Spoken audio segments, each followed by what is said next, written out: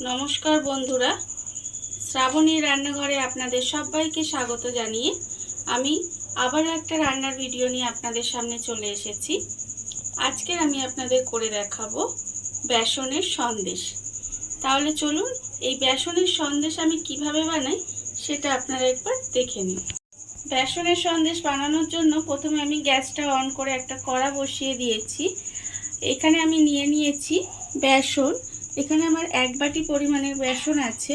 পরিমাণটা হলো এখানে 200 গ্রাম বেসন। এবারে বেসনটা নিয়ে কড়ার মধ্যে আমি দিয়ে দিলাম। দিয়ে এবার বেসনটাকে একটু শুকনো খোলায় একটু ভালোভাবে ভেজে নিতে হবে, মানে একটু নাড়াচাড়া করে নেব যাতে বেসনের যে কাঁচা একটা গন্ধ থাকে সেটা চলে যায়। এইভাবে আমাকে প্রায় মিনিট 5 ধরে বেসনটা একটু নেড়ে একটু ভেজে নিতে হবে। বেসনটা আমার এখানে হালকা করে ভাজা হয়ে গেছে। এর ফলে বেসনের যে কাঁচা গন্ধটা সেটাও কিন্তু চলে গেছে। এইবারে আমি এর মধ্যে দিয়ে দেব ঘি। এখানে আমার 200 গ্রাম বেসনে এখানে আমি 50 গ্রাম মতো ঘি দিলাম।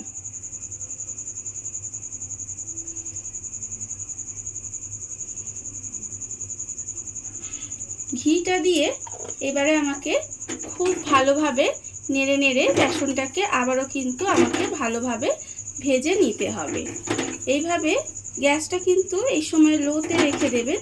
দিয়ে খুব ভালোভাবে কিন্তু বেসনটা ঘিয়ের মধ্যে একটু নেড়ে চেড়ে ভেজে নিতে হবে। ঘিটা দিয়ে আমি খুব ভালোভাবে একটু ভেজে নিয়েছি। এই ধরুন 5 থেকে 7 মিনিট মতো নেড়ে নেড়ে একটু ভালোভাবে ভেজে নিতে হবে বেসনটা। এইবারে আমি এর মধ্যে দিয়ে দেব এলাচ গুঁড়ো। এখানে আমি ছোট চামচের হাফ চামচ পরিমাণে এলাচ গুঁড়ো দিলাম। এলাচ গুঁড়ো দিলে কিন্তু এর সেন্টটা খুব সুন্দর আসে, তাই আমি এর মধ্যে এলাচ গুঁড়োটা দিয়ে দিলাম। দিয়ে এবারে আমি এর মধ্যে দেব চিনি।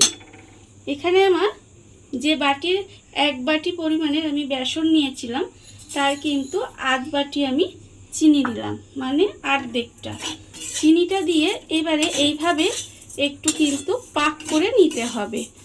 এইভাবে কিছুক্ষণ রান্না হলেই দেখবেন আস্তে আস্তে পাক হয়ে যাবে। এইভাবে আস্তে আস্তে নেড়ে নেড়ে আমি একটু পাক করে নেব।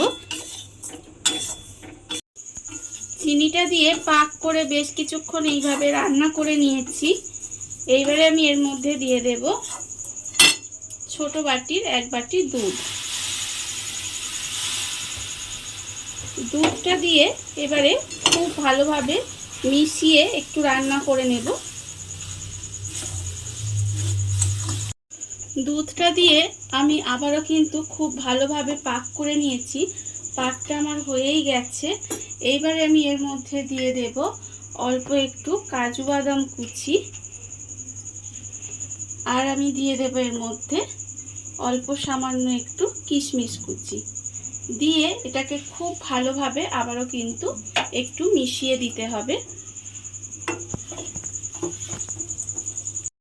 সমস্ত কিছু খুব ভালোভাবে মেশানো হয়ে গেছে। এবারে আমি গ্যাসটা অফ করে দিলাম। দিয়ে একটা প্লেট নিয়ে নিয়েছি। প্লেটের মধ্যে আমি দিয়ে দেব অল্প সামান্য একটু ঘি। ঘিটা দিয়ে আমাকে প্লেটে ঘিটা ভালোভাবে মাখিয়ে নিতে হবে।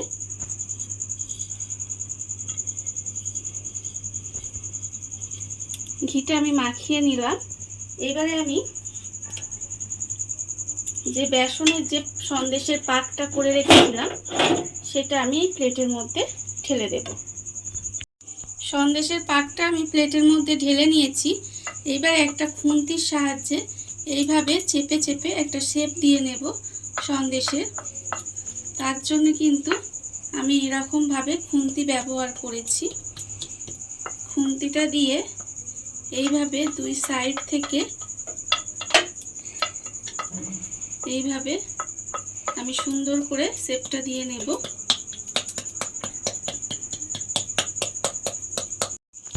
সন্দেশের শেপটা আমি খুন্তি দিয়ে হাত দিয়ে খুব ভালোভাবে এইভাবে শেপটা দিয়ে নিয়েছি। এবার একটা ছুরি নিয়ে নিয়েছি। ছুরির সাহায্যে কিন্তু এটা আমি চৌকো চৌকো শেপ দিয়ে নেব। আপনারা চাইলে যে কোনো শেপ কিন্তু দিতে পারেন। আমি এটা চৌকো শেপ দিয়ে নেব এইভাবে। সন্দেশটা আমি চৌকো করে এইভাবে কেটে নিয়েছি। এইবারে ছুরি দিয়ে আস্তে আস্তে সাইড থেকে এইভাবে সন্দেশটা তুলে নেব।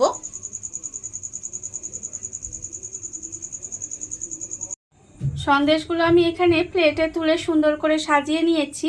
এইবার সন্দেশগুলোর ওপর থেকে এইভাবে একটা করে কাজু আমি সুন্দর করে সাজিয়ে দেব। কাজুটা দিলে দেখতে সুন্দর লাগবে। দেখুন ঠিক এইভাবে কিন্তু কাজুগুলো আমি একটা একটা করে ওপরে সাজিয়ে দেব।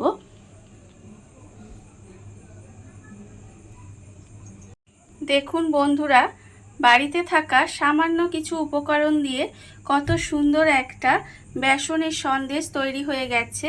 এটা কিন্তু ভীষণ ভালো খেতে হয়। আপনারা বাড়িতে বানাবেন। আর এই ভিডিওটা যদি আপনাদের ভালো লেগে থাকে তাহলে লাইক করবেন, কমেন্ট করবেন আর সাবস্ক্রাইব করবেন আমার চ্যানেলকে। আজ এই পর্যন্ত, নমস্কার।